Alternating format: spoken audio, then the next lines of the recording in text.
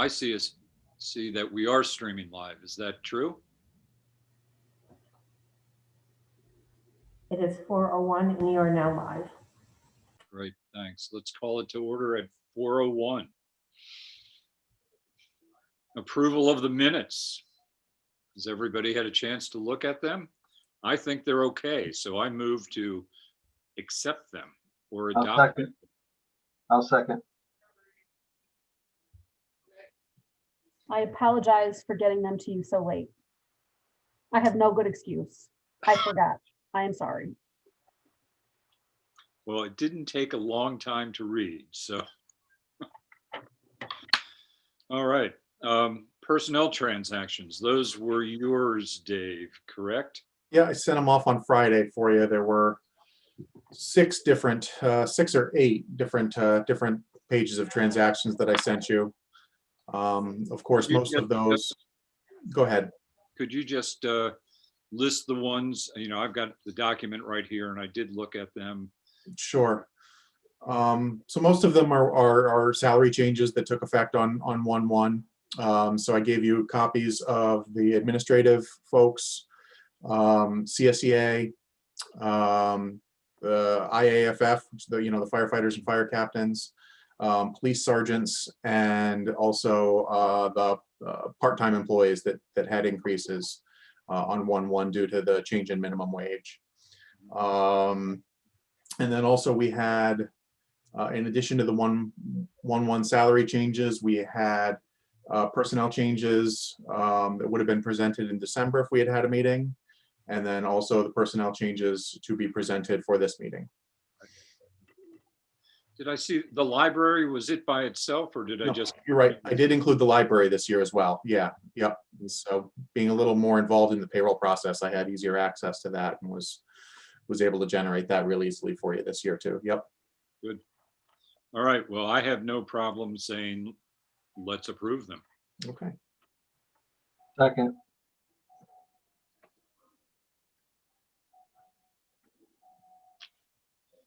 Katie, you've got all this correspondence to. Yeah, we've got all kinds of correspondence to review. Great. Some pretty exciting stuff going on. The first is a note from the New York State Civil Service about the January 16th public safety listening series. We gave Nancy Allison, who's our new personnel clerk, and I gave the civilian dispatcher exam on the 16th.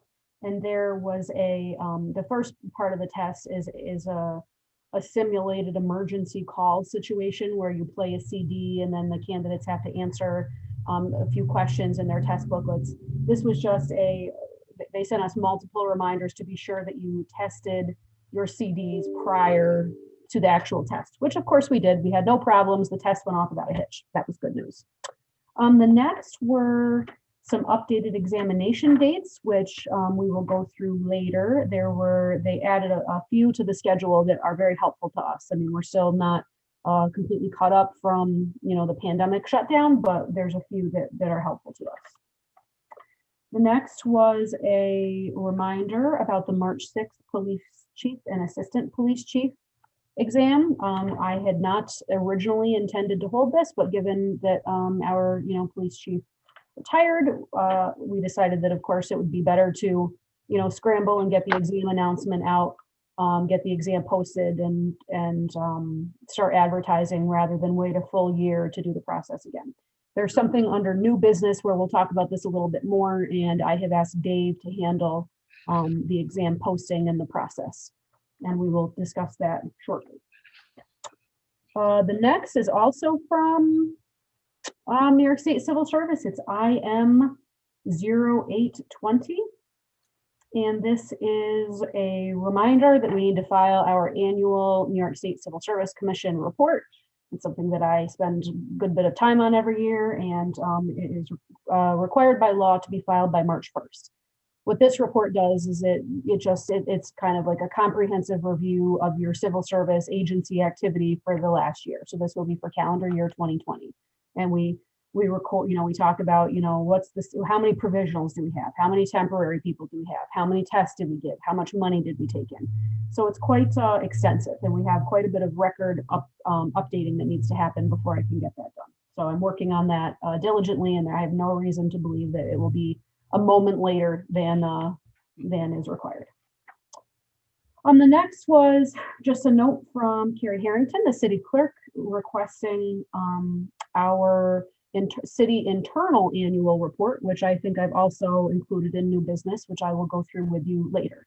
Again, the difference with this is that this annual report is an internal city one that's required by our charter, where we have to just submit a report every year to the mayor. That one was done and submitted.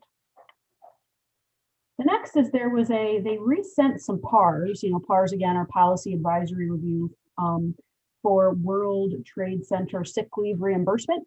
So for this, it's for employers who sent or had employees who went to 9/11 for emergency cleanup or rescue activities, and then were diagnosed with a qualifying World Trade Center condition, such as, cancer, a variety of respiratory issues, really, really sad stuff.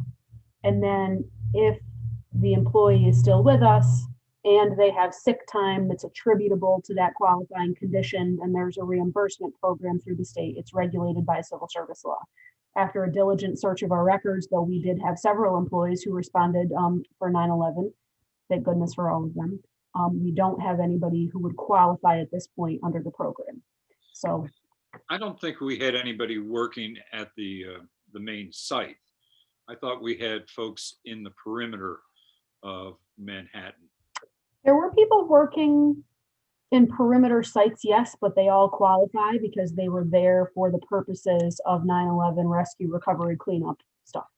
So we did have at least one employee report that was on site day one. Okay. Captain DeMartin had just been promoted to captain, and he was attending captain school in New York City that day and was among the first firefighters on scene. Okay.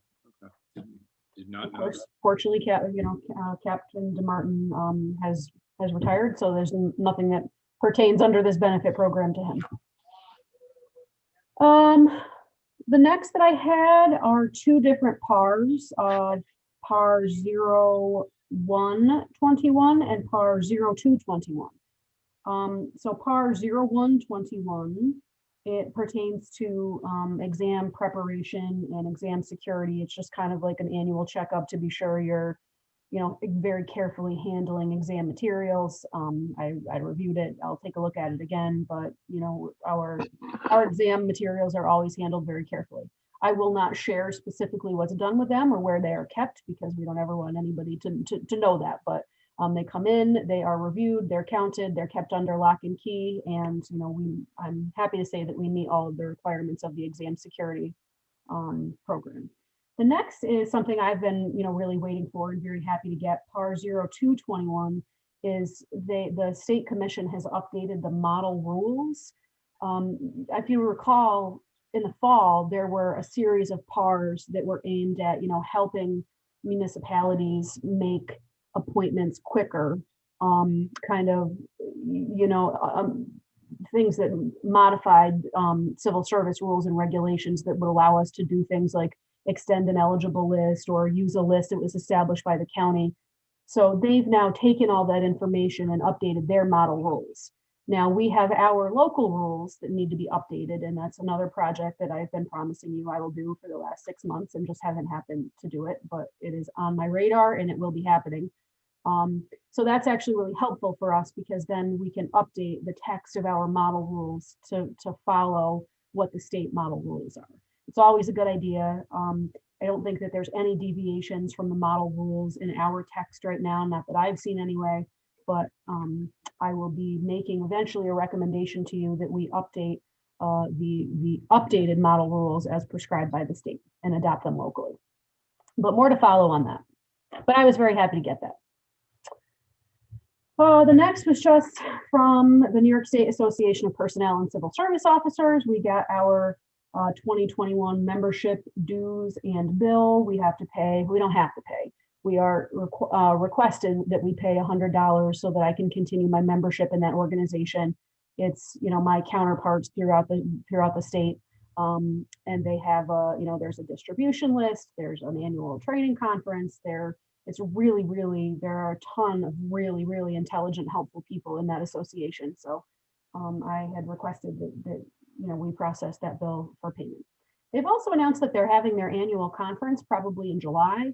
I tend to like to go because there's so much good information, but I think there's a big question mark over whether or not I actually will attend, just because based on, for pandemic related reasons. So more to follow on that. If they hold it virtually, that would be wonderful. If it's in person and the pandemic situation at large hasn't resolved, I probably will be staying put. That's all I have for correspondence, Chair Bob. Well, thank you. All good news. So we're moving on to the eligible list of police officers. Yes, so I don't know if anybody had an opportunity to look at this. This was an exam that was given in September. We got the results and we would now like to actually establish the list. We had a total of 32, I think, candidates. And we have about 15 that passed, well, not about, we have 15 that passed both the written and the physical agility.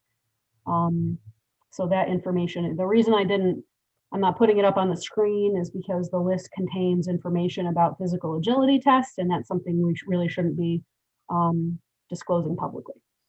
Yeah, and I was just trying to pull it up here, but I seem to have, so less than 50% actually passed physical agility or didn't show up. Okay. There were more no-shows this year than there were failures. I mean, there were quite a few of each, of course, but yeah, we were at less than 50%. But we have 3 candidates who scored 95, or were they 90s? The 90s. 90s. Yep. And they all passed. They all passed, yes, sir. The physical agility. Okay. And there were 85s and 80s that passed. So we've got people on the list for a while. We do. I will say this. So despite what we lack in numbers this year, we're certainly making up for in quality of candidates. This is probably, in all of the years I've been doing this, probably the best candidate pool I've ever seen. Lieutenant Witzenberg and I completed interviews. We wanted to get going in advance of the list being established, just because we're kind of under a pretty tight timeline with, the academy starting and, the needs for a really rigorous background investigation process, psychological evaluation, medical evaluation, all that stuff. But the quality of candidates we're getting are just outstanding this year. And you're basing that on the interviews you've already done with them. The interviews, and we've already kind of gotten started on the backgrounds, and typically there's at least a few in the first day of the backgrounds where it's an absolute no for a variety of reasons, things we would have to talk about in executive session, of course. But we're not finding that this year. I mean, we're finding a group of really good, dedicated, prepared, hardworking folks who really want the job. So it's going to be some tough decisions. We're moving along. I've reserved 14 spots for, the reason I say we have 15 candidates, one is currently out of town and one that was unable to come for her interview. We'll put that off until she's back. But I reserved 14 spots for psychological evaluations, and those will be completed by the middle of February. So we're moving along. Well, let's all move to adopt the list, and we adopt that for the maximum period. I would think that you should adopt it for the maximum period just because it's our policy to do so. But the reality is, I mean, given that we're literally considering every person on this list, we're gonna exhaust the list pretty quick. Right. But yes, I would say there's no harm in adopting it for the 4-year period. Good, let's do so. Second. Second. All right, thanks, Russ. All righty. Exam status. Exam status. So we still have a few tests that are ordered that they haven't taken action on yet. Our transit director is one, poor guy. He's been with us for 3 years and, we still don't have his civil service status resolved. A records management clerk, there's a provisional hire in that. Accountant and junior accountant were exams that I had ordered in 2019 and 2020. And I don't know if we're going to need them, but I want to leave them on the list so that way we can kind of make a decision at the point at which they're released. Water and sewer supervisor, we have a provisionally promoted candidate in that job. Firefighter, oh gosh, firefighter is under scheduled, not ordered. I apologize. Firefighter has been scheduled. Okay. We have administrative specialist and code enforcement inspector. Those administrative specialists and code enforcement inspector, those are pending scheduling because there's some weird notations in MSD online where you look at this stuff. And so I think that those will be announced soon. Scheduled, we have police chief, which, of course, is the Doug Brenner replacement. Police sergeant, which will be held on June 5th. We have a provisional detective sergeant right now. Fire captain, we just this week approached the council about hiring a provisional / temporary fire captain. So that exam is very much needed.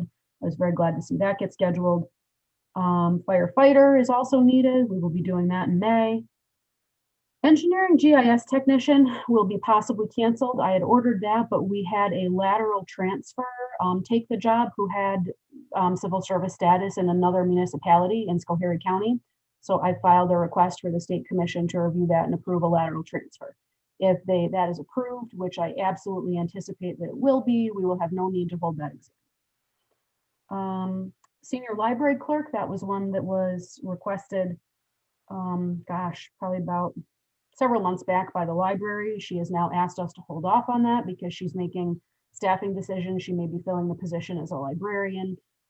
That is scheduled for March 6th, but again, at the request of the library, we're going to hold off. And then finally, transit working supervisor. We have a person provisionally in that job. It's our Jim Schofield. He's our head bus driver, great guy. So that one was scheduled in July.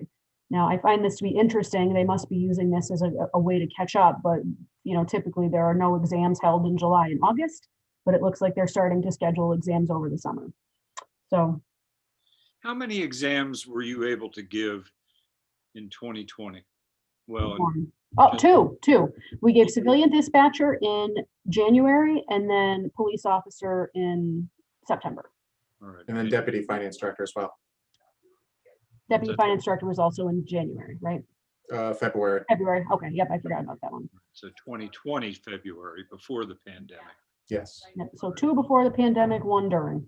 And you've done 1 in this January. We have. Okay. So you've got 7, you'll triple what you did this year. Mm-hmm.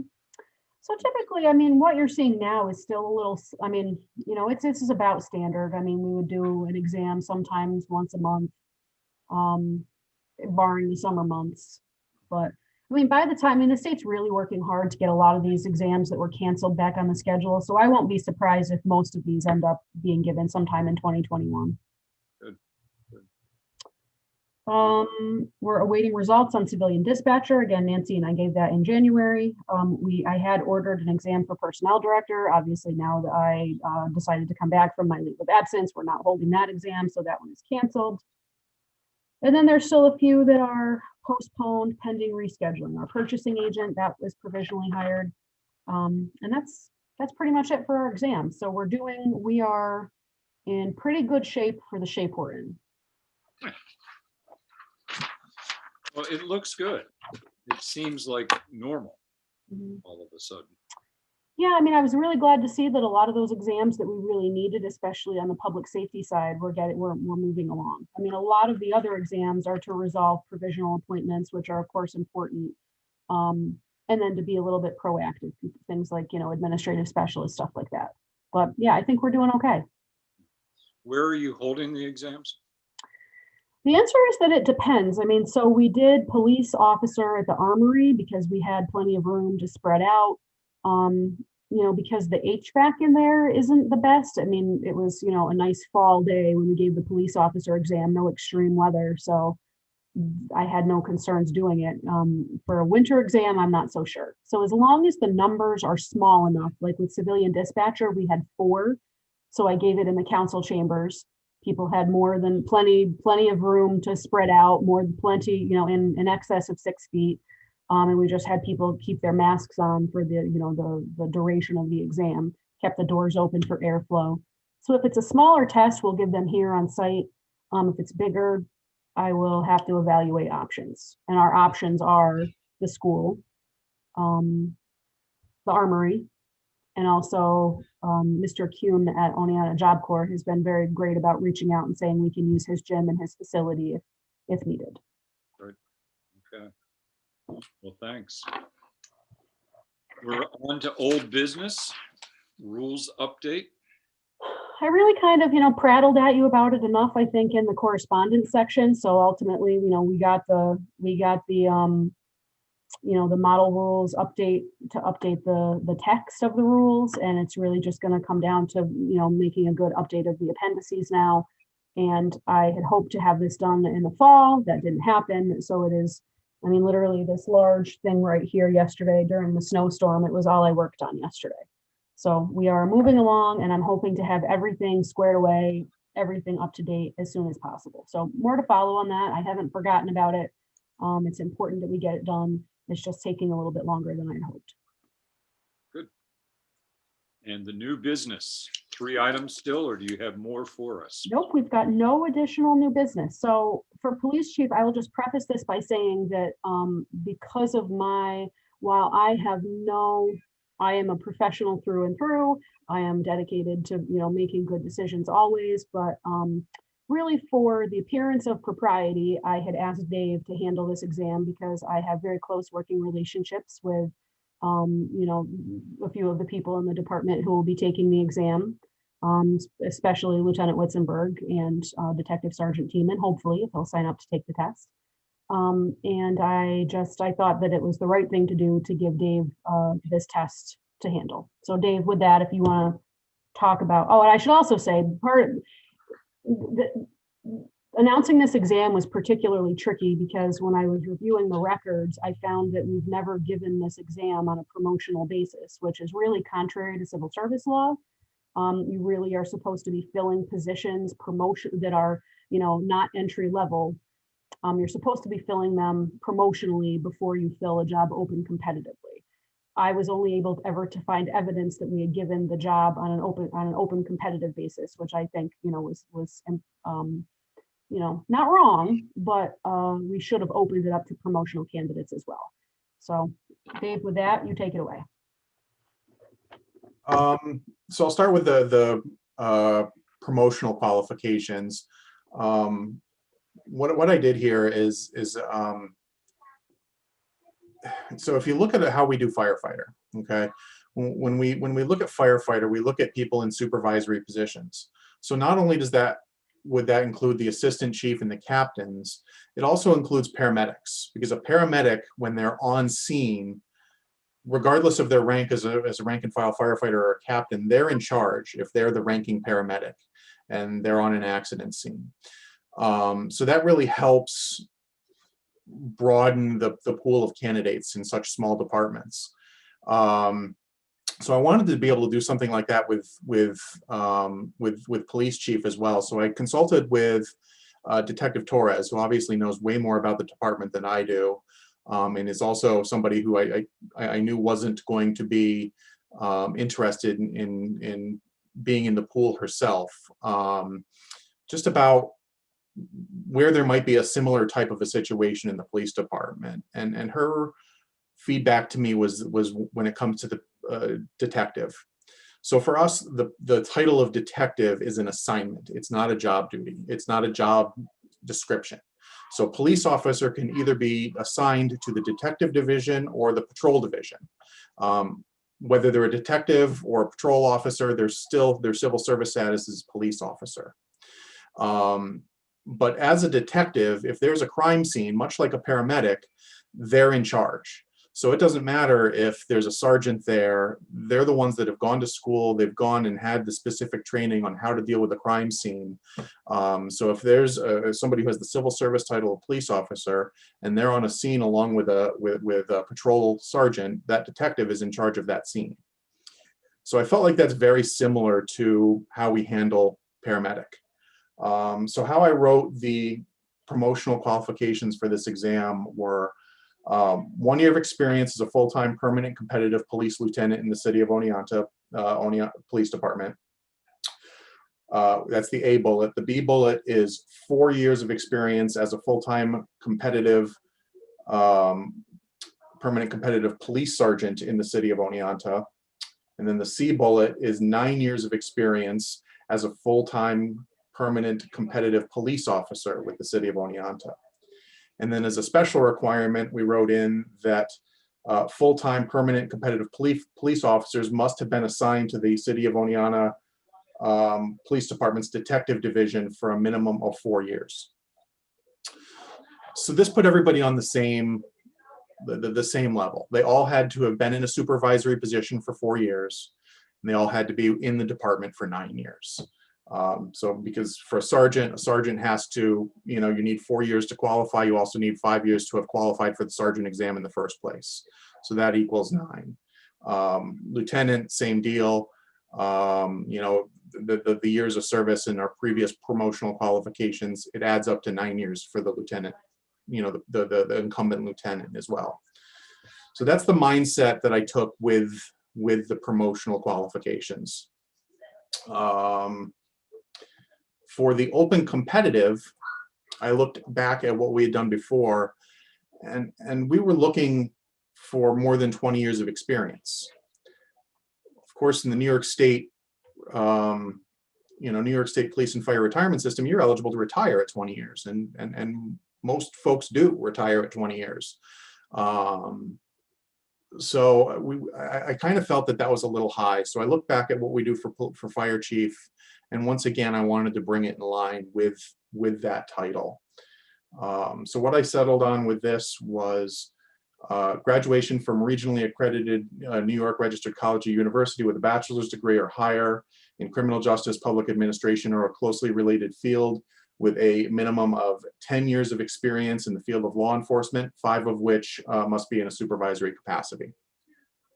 So you need a total of 10 years for the open competitive, and 5 years you need to show some progressive supervisory experience.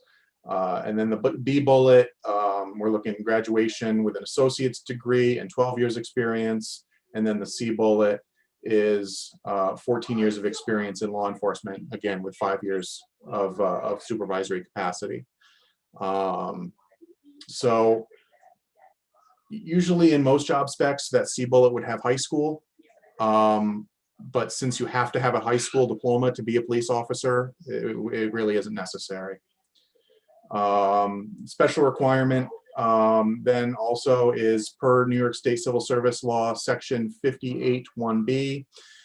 Basically what that says is that to be eligible for a promotional exam in New York State, you have to have already been a competitively appointed police officer in New York State. So the police chief in Chicago can't come and take this exam because they've never been a competitively appointed police officer in New York State. Only people by New York State law that have started off as a police officer here, or at least at some point been a New York State competitively appointed police officer under Law 51, Section Civil Service Law Section 58, are eligible for this exam.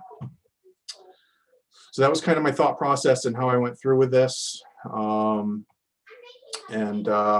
I'm really grateful for Detective Torres for her expertise and her advice as I went through this. She was a wonderful help.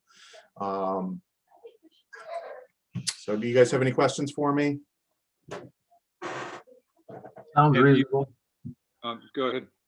No, I just said it sounds reasonable, thought out. Have you distributed that? Have people seen it, and has there been any reaction? I have announced it. I did send it to the acting chief, lieutenant. I'm not sure if he actually has the title acting chief at this point. And both bargaining unit presidents. So the promotional was announced, through that email, and then the open competitive has been advertised in the Daily Star and is up on the website, and it's on LinkedIn as well, Great. Also Good. on Indeed. on Indeed as well. Good. We have one internal applicant and several external applicants at this point. But nobody from Chicago. No. And his rigid qualifications, I couldn't apply, so. Oh, No, good. I don't think so, Russ. And typically, we're looking at several months to get those results back. So the state says it takes up to 12 weeks to get results, to have them processed. We've been finding they've been turning them around a little bit quicker, but we always, try to build in about 12 weeks into the process. So, I mean, if there's no questions on the exam, then we can talk about the, the search process and what that would look like. I don't really have that much more to add beyond, the first step, of course, is appointing, we are required to have a chief. So Lieutenant Witzenberg will be appointed next week as the acting chief. Well, let me take a step back. I have made the recommendation to the finance committee, who approved it, approved to move it to the full board, that they appoint Lieutenant Witzenberg as the acting chief pending the formal search and appointment process for a permanent successor. So we will, it's anticipated he'll be appointed next week. He will take over the reins until the civil service process concludes, and then we'll be having a selection process from there. So we will be probably looking to make a permanent appointment late spring, early summer, as my best guesstimate. All right, great.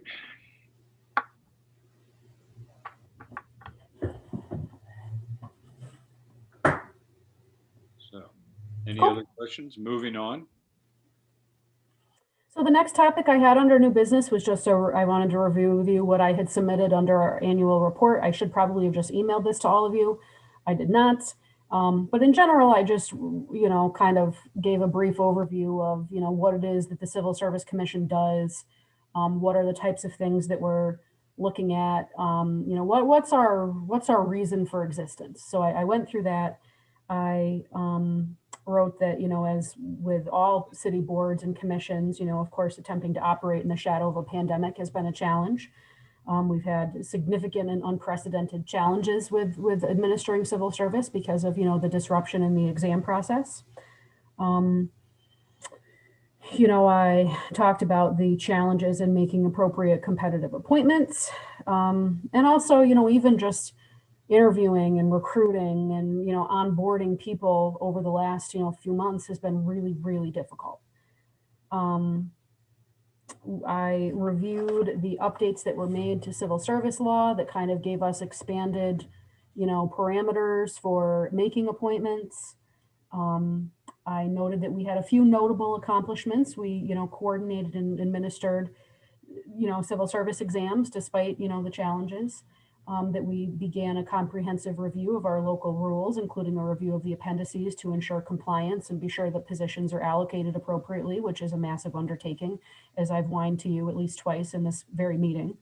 And then we reviewed, really a few really important business matters, including the possibility of, waiving exam fees for honorably discharged veterans, making updates to the physical agility test for entry-level police officer and firefighter candidates, and then also reviewing changes made to New York State laws regarding World Trade Center first responders. So despite the fact that we had a non-traditional year, I think we still had a very busy and a productive year.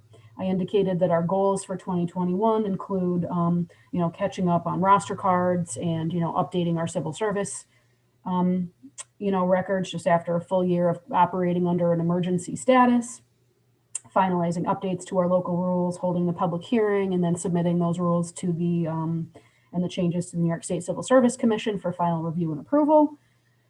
Assisting the police department in filling, multiple open police officer positions I mentioned we've got several good candidates and we're going to need every last one we have. We have 5 actual vacancies right now with Chief Brenner's retirement. And we have 4 members of the department out on injury time. So as a percentage of our department, they're still able to meet their shift minimums. There's nothing unsafe about how they're operating, but obviously it's not ideal circumstances. So I am doing everything I can to support the police department in hiring those positions, as quickly and seamlessly as we possibly can. Continuing to work to reschedule all examinations that were either canceled or postponed in 2020. And then I also, put a goal is I want to provide basic civil service training to our new personnel clerk, Nancy Allison. I know I've mentioned that name a couple times. Nancy joined our staff part-time in August after she retired with 30 years with the New York State Police. And she has been absolutely invaluable in this office and helping, keep me organized, keep the office organized, keep us moving during, the emergency situation. So and she's very intelligent. And I think that she really could she already is a tremendous asset, but I think she could really pitch in and help on some civil service matters that would really, be a big help to Dave and I. So that's a goal that I have for 2021. So that was our report submitted to the mayor on behalf of the commission. And thank you for that. Hey, no problem.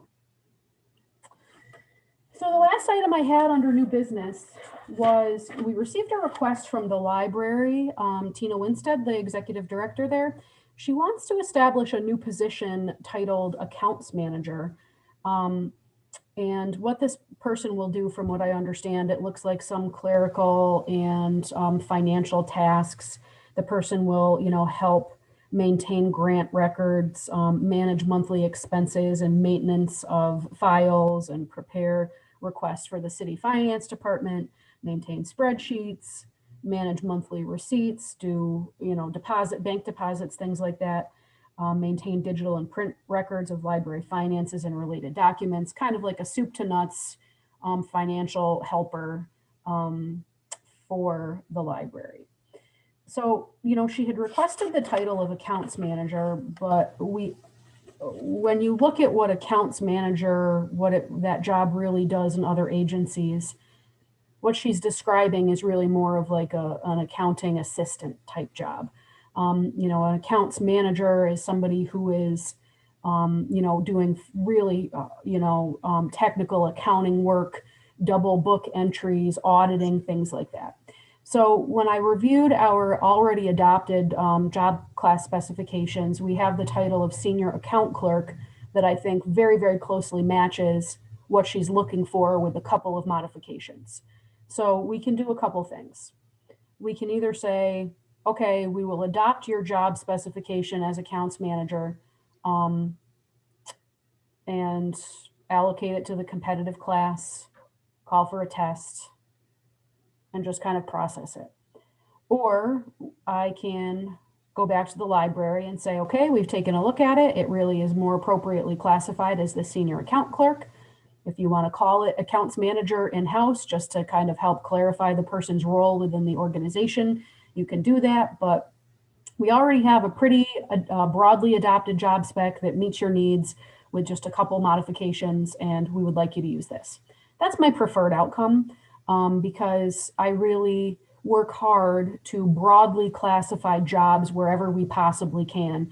I feel like, when you get, really, you adopt a lot of job specifications in niche fields that are effectively doing the same thing. So, we have an account clerk. I didn't really think that was high enough functioning because an account clerk really is taking a lot of direction from another employee. It sounds to me like from Tina's, the information Tina submitted, this person is really going to be more of an independent worker, just like knowing what he or she needs to do and doing it. So I think that the senior account clerk title is appropriate. So I guess my first question is, thus far, do you agree with my justification and my reasoning? I do. I do too. Okay. So my next question is then the official action I would be looking for from you would be to make a modification to the official civil service adopted senior account clerk job spec The last time it was revised was in 2009, so it's been quite a few years. So, I mean, there's always room for improvement. But just to add, make some clarifying changes in here, specifically saying that the person may make bank deposits. I'd like to use the bullet that the person will manage monthly expenses, including maintenance of files and preparation of payment requests, maintain spreadsheets.